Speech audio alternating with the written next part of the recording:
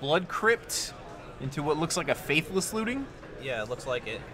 And Rich had a, pretty average start for Affinity, I'd say. Yeah, the old turn 1 Steel Overseer. Pretty good. Although he had no follow-up, though. That's interesting. He must have gone turn 1, Darksteel, Citadel, Mox Opal, Memnite, Steel Overseer. Turn 2, tap, Steel Overseer, put a counter on everything, attack for 2, but there's no other 2-drop. Maybe he's got something like some Etched Champions in his hand, hoping to draw a land, but missed. Yeah, looking at Rich's list, he seems to have gone a little bit bigger. He does have 2 Karns, 3 Etched Champions, and 2 Master of Ethereums. Mm-hmm. So his aggressive start, probably, with some backup Planeswalkers to gain some card advantage later, which is really, really strong in a matchup like this. Mm-hmm. That's true, yeah. It looks like fired off a 4-damage Galvanic Blast in response to Fatal Push on the Memnite. Yeah, we want to try to keep our Metalcraft going. Yeah. Rich with an Inkmoth Nexus, pass turn back. I think our hand's probably just reactive spells. Yeah. A couple Karns and another Galvanic Blast. Yeah. His hand definitely was very powerful on the start, but double Karn with only 2 lands a little... it's like not terrible, but... Yeah. Josh missing his 3rd land drop, playing a Young Pyromancer, passing turn back. Rich, Ornithopter. I'm going to attack with the Inkmoth Nexus. Going to get a poison counter. Let's see if he... I was about to say, I'd be very surprised if he passed the turn back without blasting the Pyromancer, but he did. I'm not a big fan of blasting the Pyromancer there because we had untapped mana. And if we drew our land, we could have played a Karn onto an empty board. But Josh going to go with a Faithless Looting. Draw 2 cards, discard 2 cards. Something extremely powerful in this Mardu deck. Yeah, it's one of the reasons why this Mardu deck is so good. The combination of Faithless Looting and Bedlam Reveler allows the deck to really churn through a lot of cards very quickly. Yep, here's the Karn Scion of Urza, new card from Dominaria. Oh yeah, this thing's a powerhouse. This thing's, 4-mana Planeswalker, comes in with a ton of loyalty. You can, plus for cards, minus for cards, or minus for, constructs that are pseudo Master Ethereums. Card is, taking over basically every single format, slowly but surely. Yeah. And Rich with the clutch silver coin to put on for a silver counter. Oh yeah. It's kind of interesting that... Oh, I see what he's doing. Okay, so he could have played the Memnite there, but I'm assuming that he's holding the Memnite in case of Kolgan's Command so that he has a blank card to discard to it, so that he doesn't discard his second Karn. Yeah. I'm okay, I think, with discarding a second Karn, simply because the Mardu decks generally only run 1 or so Dreadbores, and he's not going to be able to get this Karn off the battlefield that quickly. That's true. I wonder, I guess, yeah. So, flashback of Lingering Souls for 2 spirits, and then let's see what Rich does on his turn. Into the tank it goes for a little bit. Rich looks like he drew another Memnite, maybe? Well, Rich has a Memnite in hand. Gonna go with the Etched Champion. Yeah, it seems good here. That card is very powerful versus all these Thoughtseize decks. Springleaf Drum. Yeah. Okay. So I like deploying the whole hand here because our Etched Champion's gonna have Metalcraft, and it's not gonna be able to go anywhere via Josh's removal spells. Mm-hmm. Yeah. Plus with a bunch of fodder in play in case of a Liliana the Veil, this S Champion is going to be probably what Rich is looking for to be able to finish off this game. Yeah.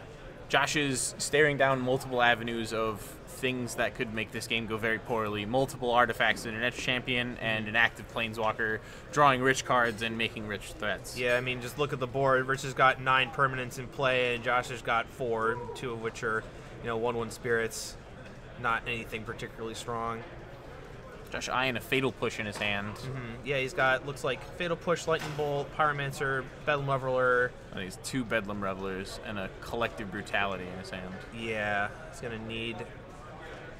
Alright, so start off with, get this card off the board. Alright. Rich is going to untap, draw a card for his turn, has another Karn in hand to deploy, and a fresh card. It looks like we're going to play Signal Pest. Yep, Signal Pest into Karn here. I would assume he's just going to plus this one. Yep. Plus gets it out of attack with Lingering Souls, Lightning Bolt. Yeah. He could, in theory, make a construct and hope that Josh doesn't have a way to deal 2 damage to it. Looks like that's what he's actually doing. Interesting.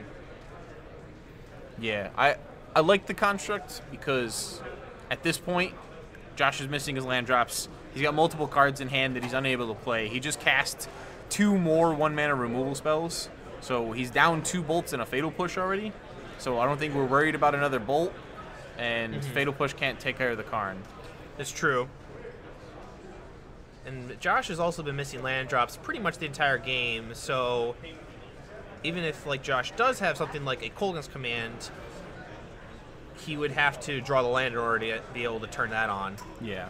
I think 3 mana is the sweet spot for this Mardu deck. When you can start flashing back your Faithful Suitings, casting your Kolaghan's Commands. Right, I agree. The Swamp is...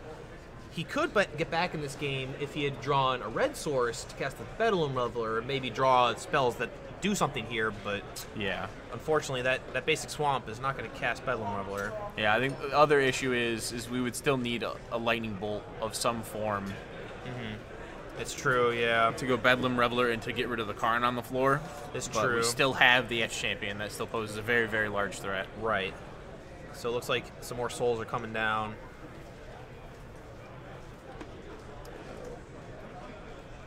Flashback, Lingering Souls. Josh passes turn back to Rich. Rich is going to draw a card. Going to give him the choice of, well... Vault Scourge or a Vault Scourge. Right. I guess Vault Scourge it is. Good old Karn. Tough choices here. Yeah, down I know. in the feature match. Yeah, it looks like Rich is definitely in a commanding position here. Yeah, Rich going to deploy Blink Moth Nexus. Just another possible artifact. Yeah, this construct is what, 1, 2, 3, 4, 5, 6, 7, 8, 9. It's a 9/9 right now, with the ability to go up all the way to an 11/11. I guess now it's a 10/10. Yeah. So each activation of his man lands makes the construct bigger. So Josh definitely just in chump blocking mode here. Gonna probably throw a Lingering Souls into the bus. I'm surprised he didn't attack with Memnite here. I don't know why he's holding it back. Yeah, I'm not sure either. It doesn't make a lot of sense to hold back the Memnite when you know he's going to chump block the Construct, and your 2 most enticing other blocks are the Ink Moth Nexus and the Signal Pest. Right. And plus, like, you know, attacking with the Memnite entices him to block Memnite versus Signal Pest. Yeah. So that your Signal Pest sticks around, and then you get more damage in the next turn, instead of it basically dying now and then the Spirit sticking around. Yeah, and with Josh at 7, the 2 extra points of damage from the Signal Pest Battle Cry are really important. Yeah, it's true. Well, looks like he's going to take 3 from the S Champion, 3 poison from the Inkball Nexus, and then chump off the massive construct. Yeah. Although now he's at 4, 3 tokens versus what's effectively, you know, 4 creatures right now plus the 2 man lands. Yeah, that's the other, like, the thing about putting Josh on 2 or 3 life here rather than the 4 is Josh gets another turn, basically. He can chump block most of the stuff on the floor and then just take the 3 points from the Etch Champion. Right. So we've turned off fetch lands, which is fine. Right? We can't play any shock lands on Josh's side, but we still get an extra turn, which I don't think is going to matter. No, I think that he drew a Thoughtseize. Yeah. That not the card you want to draw when you're at 4 life and your opponent's at 20 with a million creatures in play. Yeah, I don't think that Josh can get back out of this spot. I'm pretty sure that if he doesn't deploy anything, he's just dead on board. And, well, maybe not dead on board, but close to. It's interesting. Oh, he has another Lingering Souls in the okay. graveyard. So he's gonna have 4 blockers. That's weird. Why wouldn't we just take out the Karn with 2 blockers? I think that it's, let's see. So there's a 4. It takes out that 3 blockers left. 1, 2, 3. I guess he would the go to 1. Nexuses. we do probably have to worry about the Nexuses. He'd go to 5 poison and 1 life, but yeah, I guess he's trying to play it safe. I don't really know if you can really afford to play it safe here. I think that you're probably 99% to lose this game. I think you just got to take risks. But yeah, Rich plussing his Karn Scion of Urza, looking at the top 2 cards. His opponent gets to pick one, put it in his hand. Basically the worst of 2 cards. So Rich gets a mountain out of this, which we don't particularly need any more lands, but it does help a little bit with our double man land activation. I think that, let's see here. So he played the Vault Scourge, so he's able to now use the Citadel to activate 1. Vault Scourge and Drum can activate the other, and then he can just get in with everybody.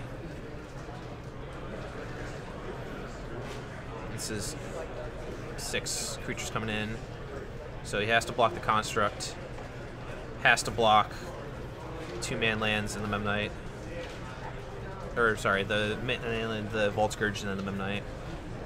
Yeah, this block's pretty good. We get to get rid of a lot of stuff on Rich's side, and this is, again, a testament to the fact that Josh can start whittling down your resources and get to the point where a Kolaghan's Command could be effective. Right. It's true. But yeah, I think that last turn, if he had attacked with 2 spirits, he can still make all those blocks go to 1 instead of 2, and then the Karn is off the table, and maybe he gets lucky and finds a way to deal with this S-Champion, but as it stands, this S-Champion is going to end the game if Josh doesn't have a way to get it off the board. I think we drew Lingering Souls on Josh's side. Well, that is not going to do it. Let's see what he's got. Maybe go for a Collective Brutality. He could. Gain some life. Yeah, gain some life. Get out of range of dying to the S-Champion. And it is a good discard outlet for us, too, actually. Yeah. So I like discarding, like, a second Bedlam Reveler here, just to get it out of our hand. I guess... Wait a minute. Why didn't he give -2/-2 to the Vault Scourge? I'm not sure. Did he just forget? It seems a little strange. Yeah, that was a little odd. Huh. I think he definitely discarded a card. Oh, it's possible that he might have just not noticed that, because the Vault Scourge was down with all the rest of Rich's mana, so he might not even have noticed that it was on the board, and then basically resolved the spell and then noticed it after the fact. Yeah, I think Josh went for Drain Gain for 2 life and look at target opponent's hand, take an instant or sorcery out of it. Yeah. Which... Unfortunately, obviously, against a Hellbent opponent, does nothing. Yeah. Rich going to deploy another Vault Scourge, and he's got a Spire of Industry. I just put all the bags in there so they're not the way.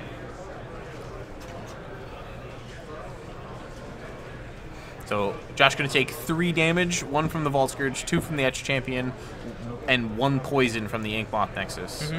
Yeah, so it's basically,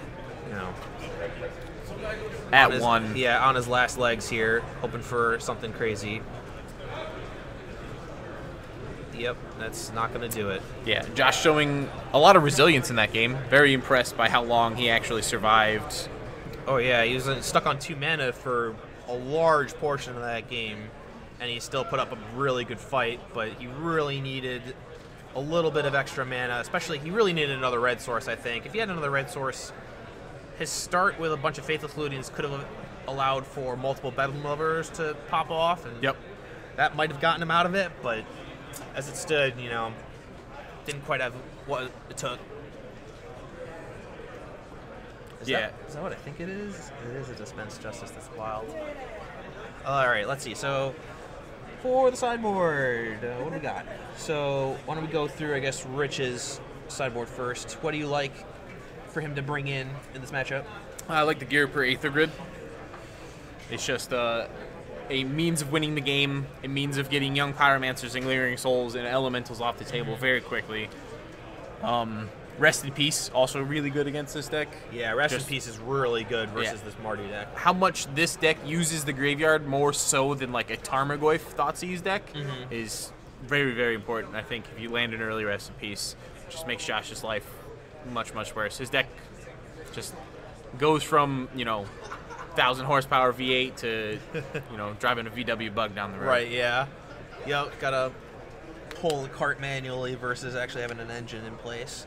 All right, so for Josh, it looks like he's got a couple copies of Wear Tear, which definitely very good, and specifically the fact that it can nuke not just an artifact, but the fact that Rich is very likely to board in some enchantments means that if he ever draws Wear Tear, we might actually get to see it fused, which would be very powerful.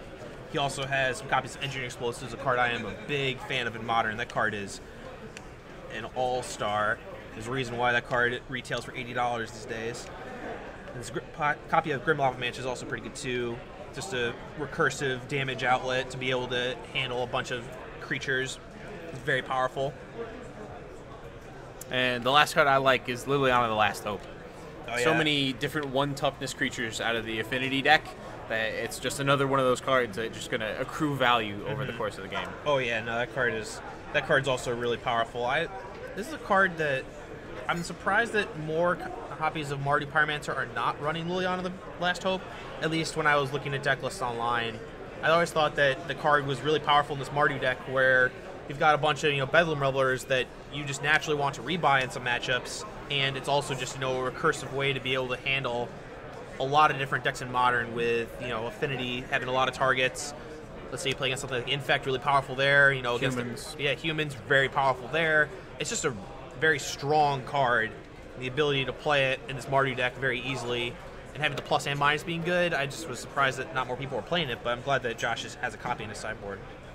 Yeah, I'm not huge on the copy of the Liliana the Veil. I think if we're going to play that card, it's just going to be a main board inclusion. But I agree. Josh disagrees with me. He's the current reigning SCG Regionals champion, so we'll defer to him in this situation. Right. Yeah, I'm curious as to really why it's in the sideboard and not in the main deck, but I'm sure that there's some reason. I believe it was Marshall Athers. Sorry Yeah, if I butchered your name. Marshall Arthurs was the winner from SCG Louisville? Yeah, The SCG Open that was, I think, 2 weeks ago? yeah, 2 or 3 weeks ago. He spoke to how he just didn't like Liliana the Veil in the deck at all. He said, against your Boggles opponents, they're just going to be able to play around it way too easily, and it's just not what your game plan's doing. That makes sense. It definitely could be a relic from, previous deck lists that just had it as, like a all-around good card, but not necessarily what the deck specifically wanted. Yep. So it looks like, what is this? Rich is on 7, and Josh had a mulligan, I think? Yep. Rich kept to 7. Josh on a mulligan to 6. Deck mulligans very well as well. That's true, yeah. Any good start into a Bedlam Reveler, and you're just backup cards. Yep. Don't even need to do anything else.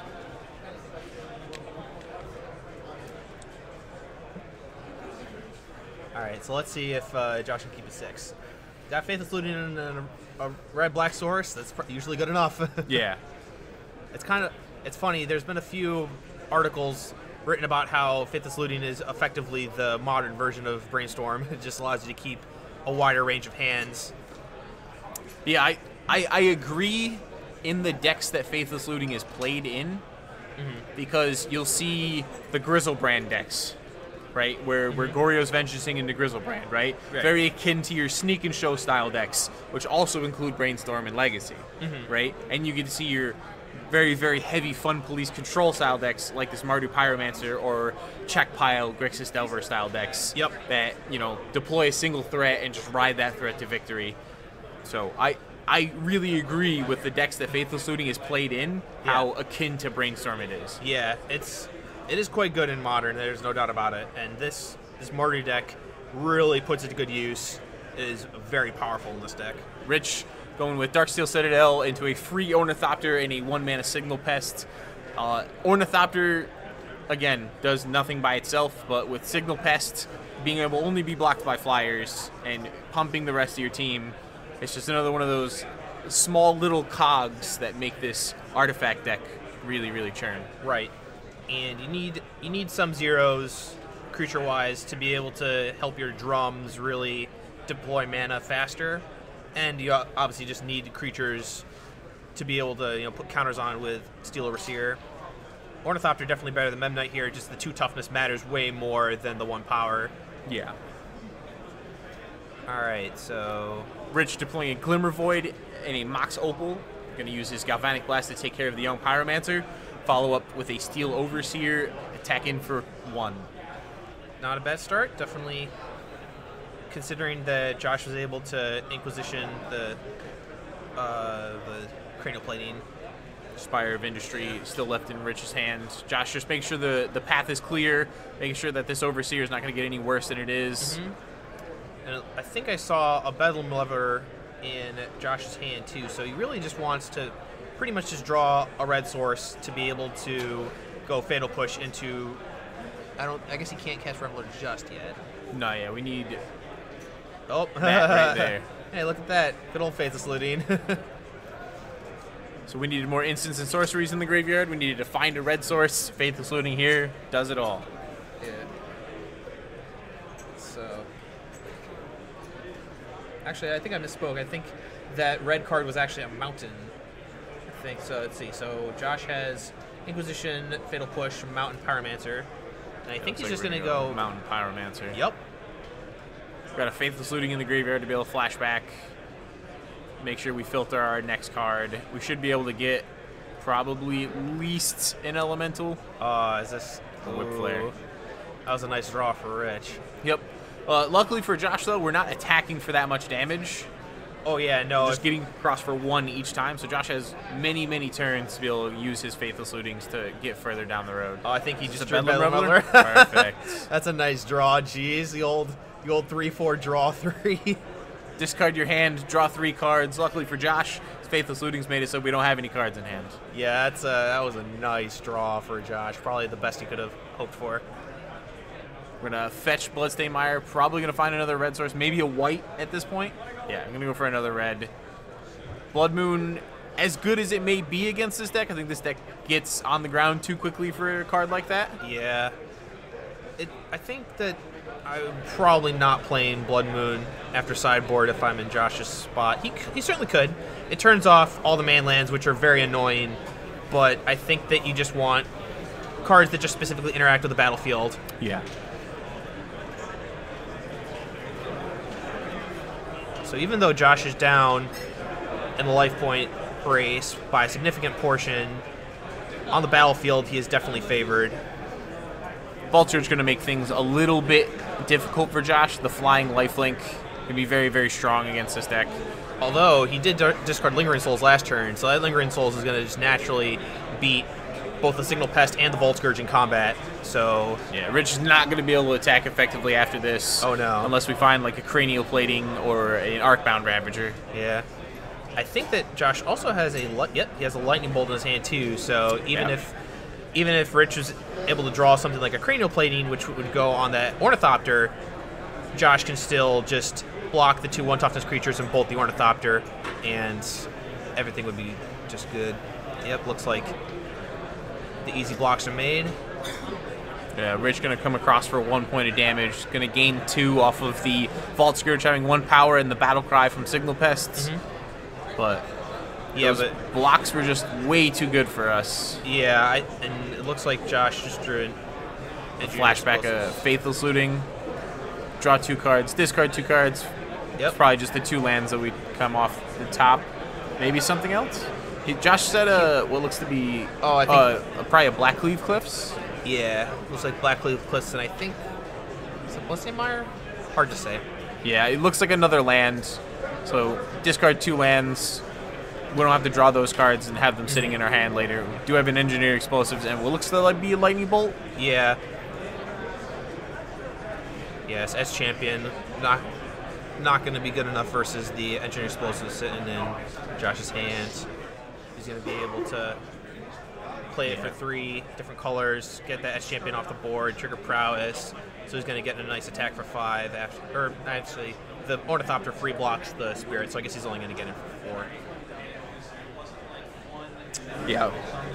The free block here going to be nice. Going to be able to catch him up, hopefully a little bit, but Josh not even going to give him the opportunity.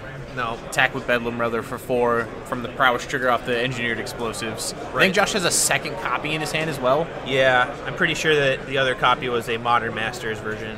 Yeah. So it looks like equip, attack. Looks like it's attacking for 5. Yeah. Yep. Yeah, this is why we left the Spirit back. Chump block in case something happens. Arcbound, cranial plating.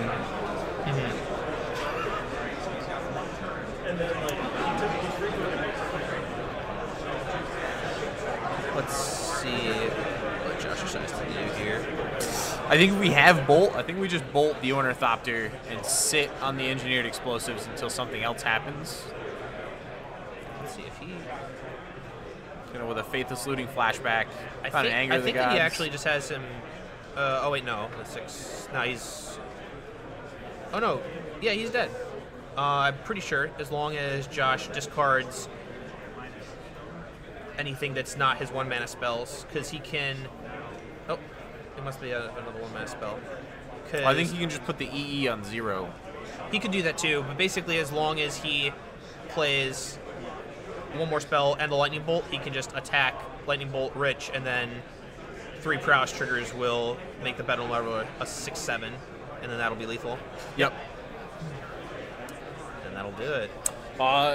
Bedlam Reveler flexing its big 3/4 discard your hand, draw 3 card muscles. Oh yeah, Bedlam Caught us Lover. back up in the game and was able to deal 6 points of damage in a single swing, comboed with a Lightning Bolt. You know, as a Jeskai player, I feel like you know what that feels like. Yes, yeah. Bedlam Lever is just like a huge clock. In addition, like it does pretty much everything. As long as you can get enough instant sorceries in your graveyard, it acts as your card advantage engine, it acts as your win condition, and it acts as the best card that you can get back with Kolkin's Command at almost any stage of the game. And this Mardu deck definitely is the best Bedlam Lever deck in Modern. It also combines very well with Faithless Looting, being able to, even if you just, discard Faithless Looting earlier, after you draw your 3, then you can flashback your Faithless Looting and then sculpt your hand after the draw 3, and it allows you to just have all the answers you could ever really need as long as your opponent hasn't killed you before you get to cast all those spells.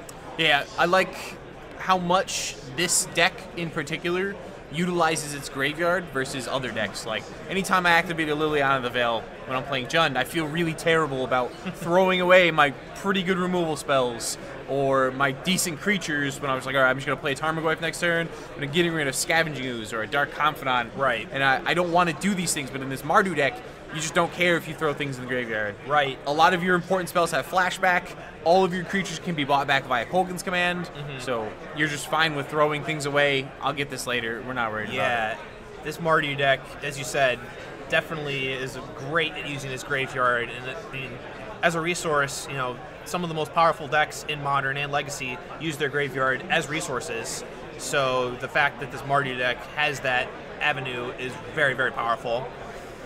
Yep, totally agree with that. Yeah. Rich gonna have a big advantage, I think, in this next game, being on the play. As we noted, his deck's a little bit more on the grindy side. It looks like we cut 2 Galvanic Blasts for the Karns, so we're not gonna be able to combo kill as consistently, but we should be able to grind out pretty well. Again, like if we can get a gear per Aether Grid, instead of a Whip Flare in that situation, we play the Aether Grid, tap 2 artifacts, kill the young Pyromancer as well, and then we have card advantage to be able to go later in the game. Our Signal Pests, our Ornithopters, our Memnites all actually do something at that point. Yeah. Right? We can possibly even take down a Bedlam Reveler if we work hard enough for it. That is possible, yeah. I definitely think that if he had Aether Grid in that game, it would have been a little bit more favored for him. Would he have won? Probably would have won. I'm not entirely sure.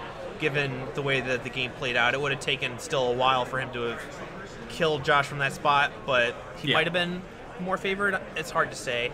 I think we play a much longer game. Josh gets more chances to draw his Wear Tears, but I do believe Ridge becomes a bit favored if we can play the Aether Grid against this deck. I guess Josh did draw Engineered Explosives, so that would have at least stopped Aether Grid from killing him.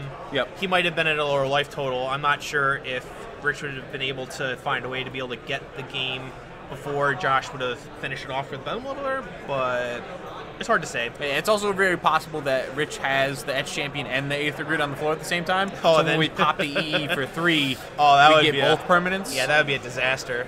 Oh, it looks It's like Rich bordered in Stubborn Denial. Yeah, that's interesting. I'm not sure if I would have done that in this spot, but I'm not big on Stubborn Denial on the draw, but maybe on the play, where we can really catch up some tempo. That's true. What do you think about bringing in Grafdigger's Cage here in this matchup? Not a big fan of it. I really prefer the Rest in Peace. I think the Rest in Peace is just all around better. Mm-hmm. Yeah, no, I agree with that. I think that, like, Grafdigger's Cage, sure, it shuts off flashback spells, but the problem is that Josh still gets to cast the front half just with impunity. Like, I mean, casting Lingering Souls on the front side is still very good against his deck. And you already know that Josh has Engineered Explosives in his deck. So it gives you just more permanents that he can sweep up with an Engineered Explosive for 1. Yep. And then still just cast all his flashback spells because they're still in his graveyard. At least Rest in Peace gets rid of them so that even if Josh draws a way to get rid of the Rest in Peace, the flashback spells he cast earlier in the game are gone and not available for the future. Yeah, Josh casting a Thoughtseize, seeing the only card in Rich's hand being able to take is the Stubborn Denial. Saw a couple of man lands. So Josh going to take the only spell he's able to. Mm-hmm. And I think at this point against the Affinity deck, when I Thoughtseize and see just 2 lands in hand, you know, I'm all right. You have a 0-power creature and a Grafdigger's Cage that's not doing all that much. Right. And like, we bring in artifact removal spells and mass removal spells to be able to deal with stuff like this. Mm-hmm. So that's another reason why I'm not big on the Grafdigger's Cage. Yeah, I agree. Well, Rich did draw Karn for the turn. So he did correctly have Karn in the right spot of his deck on the top of his library. But we're going to see if Josh draws anything that can disrupt it. Because if Rich is able to play his land into Karn next turn, that could be very good against Josh when Josh is on the draw, but I'm not sure if Josh is gonna. If Josh can figure out that he might need to kill this Ornithopter to keep Rich off mana, then that Karn is gonna be stuck in his hand. But it's kind of tough to know that. It looks like he's not gonna bother killing the Ornithopter. Yep, here he comes, Karn Daddy. Josh is a little sad that happened, but oh well. Yeah, Josh Faithless Looting, he discarded a removal spell.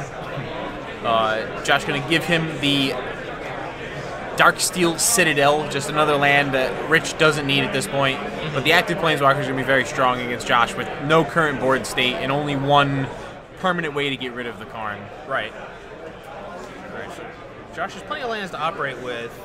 He needs a way, though, to pressure this Karn, because if he doesn't deploy a creature, oh man, this Karn is just going to plus every turn, and Rich is just going to have, you know, a mountain of cards. That's interesting. I guess Rich is trying to finish this game off. I think if I was in Rich's spot, I would be more interested in plussing my Karn pretty much every turn until I found something that the minus was good for, like a Etch Champion. Yep. So Rich taking down his Karn -2, make a construct that gets +1/+1 for each artifact you control. Mm-hmm. Rich playing another Springleaf Drum, make his construct bigger. Josh, plethora of fantastic removal spells in his hand. I see a Kolgan's Command, a Wear and Tear, and a Fatal Push. Right.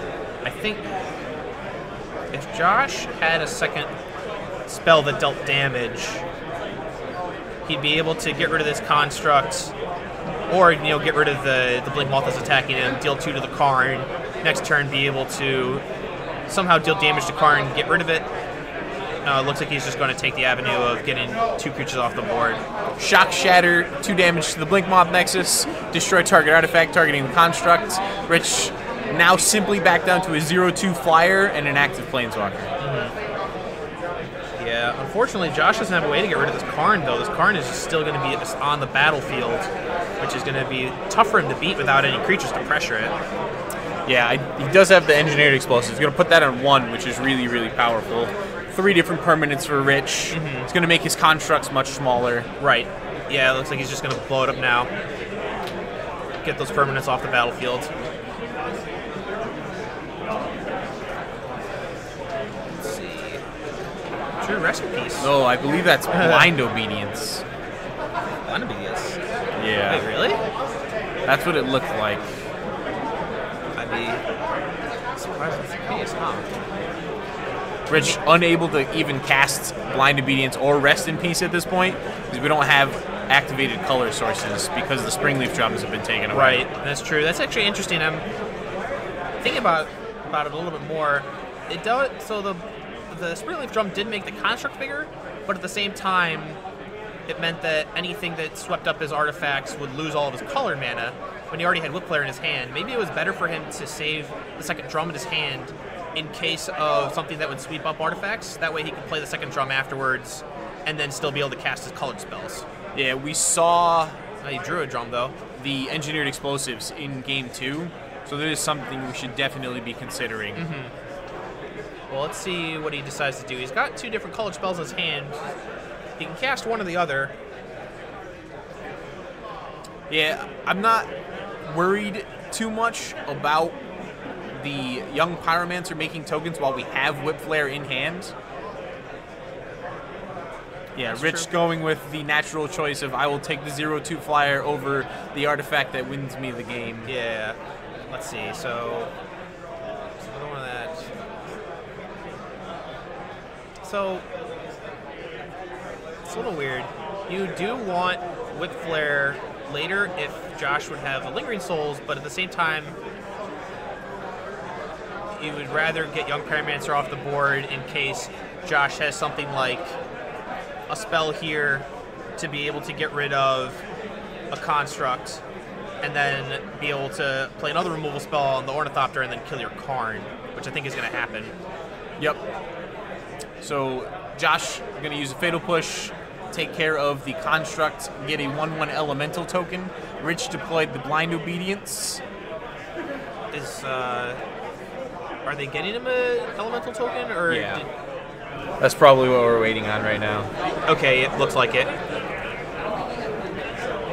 Even though the elemental token comes up like tapped, but not that it matters.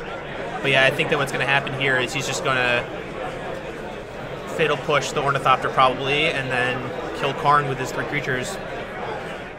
Yeah.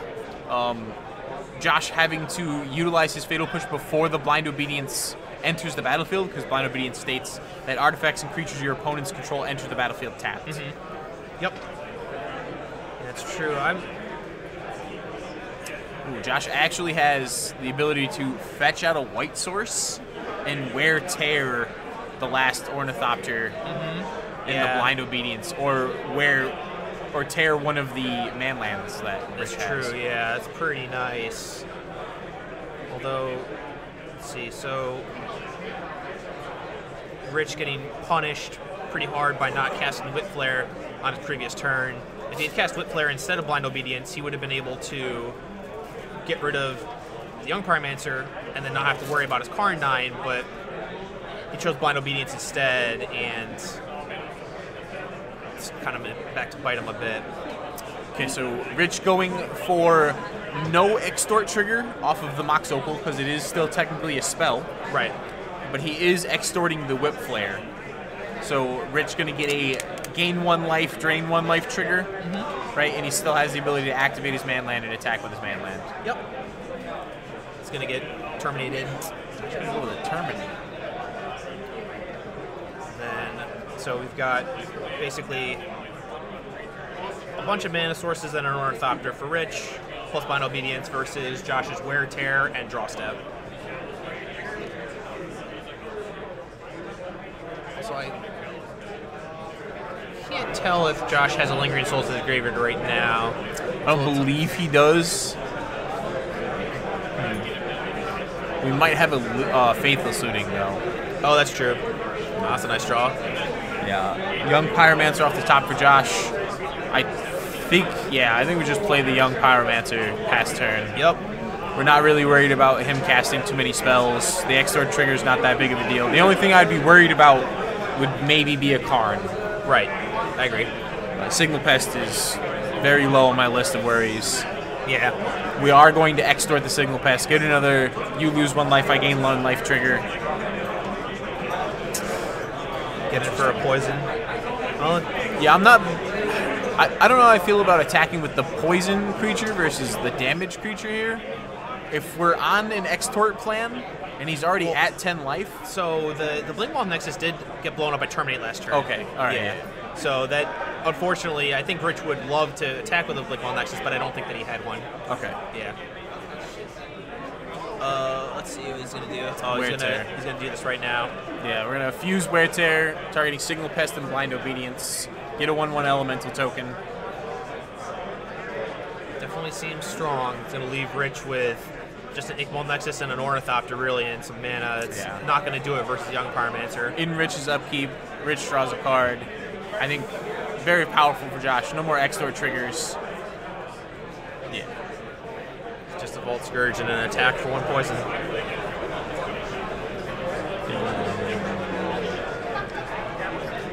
Rich still not entirely out of this game, right? An Arcbound Ravager, Steel Overseer, something along those lines. Right. It's going to be very, very good to be able to pull us back into this. Any of his payoff spells are very powerful here, for sure.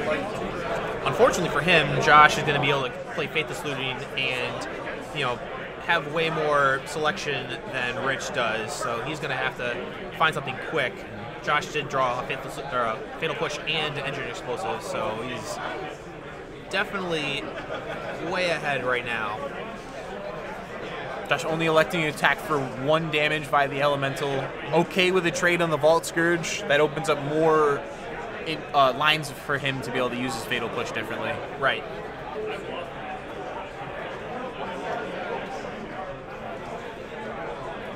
Yeah, I think you can just take the 1 here. It's not that big of a deal. Yep, take the 1. Wait for Rich to be able to deploy another spell, see if it's more threatening than anything else we have on the battlefield, right, and then use our Fatal Push differently. Yep. Yeah. Certainly no need to rush into, oh, and you drew a second Pyromancer, so waiting on that Fatal Push is rewarded a little bit more here. Yeah. Yep. Yep. Free block on one of the Elemental tokens. Rich takes 3. Yep, and then he just gets to deploy. Play another Young Pyromancer with the ability to cast Engineered Explosives on 0 if we wanted to. Right. Blowing up both the Mox Opal and the Ornithopter. Yeah, that'd be pretty strong. Yeah, we don't want to put it on 2 because that'll take care of both of our Young Pyromancers, even though we would like to get rid of the Vault Scourge. Yeah, I mean, you could even do something as simple as Fatal Push the Vault Scourge right now, and then be able to 0 attack for 8 next turn. I was just gonna get rid of the Inkball Nexus.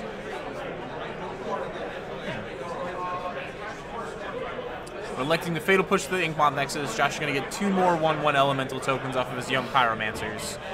Rich going to play another Inkball Nexus. And 1 more card stranded in our hand right now. Right. I think that Rich is holding on to a redundant copy of Mox Opal, if I recall correctly. We saw him deploy a Mox Opal earlier in the game, just to dump cards out of his hand, which is okay.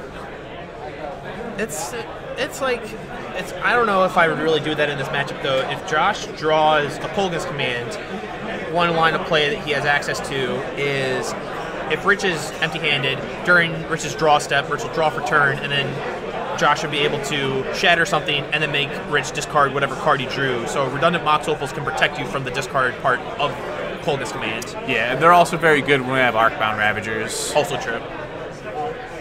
Also true. Let's see. Yeah, this is drew an Inquisition to Kozilek.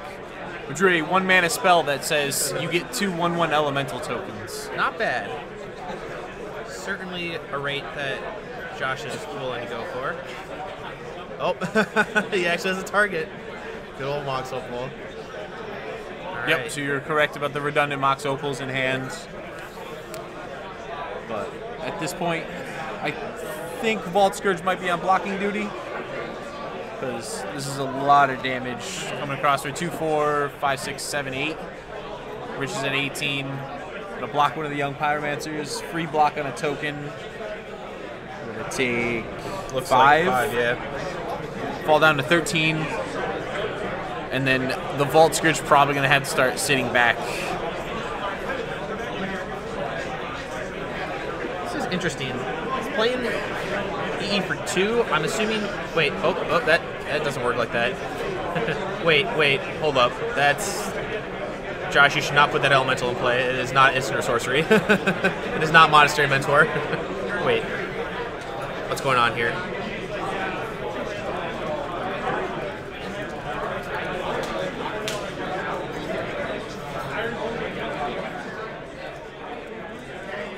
Hopefully they fix it. Engineer Explosives does not trigger Young Pyromancer.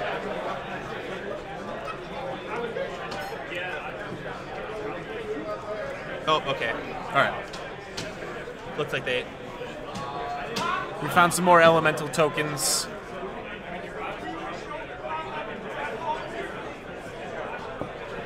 Yeah, 6 is the correct number. Okay. Drop a turn. Time to get in with the force. Josh gonna Alpha Strike 6/1/1 elemental tokens and a 2/1 Young Pyromancer. Come across for 8 damage, put Rich down to 5, and then we're gonna play Grim Lavamancer, which is gonna make it so that even if the Vault Scourge stays back, we're not gonna be able to block with it. Right. Yeah, I'm not really sure what Rich could draw on this spot. Yeah, we've already used the Whip Flare out of the deck, so we're not going to be able to use that. Gear per Aether Grid would be too little too late, I think, at this point. There's just too many tokens accumulated. I agree. Master of Ethereum's decent. But again, Engineered Explosive is going to clean up all the 2s. Josh has 6 1/1s and a Shock on a Stick. Yep. Yeah, I'm not really sure what Rich could draw to get back in this game. I don't know if there's anything in his deck that gets him back in it.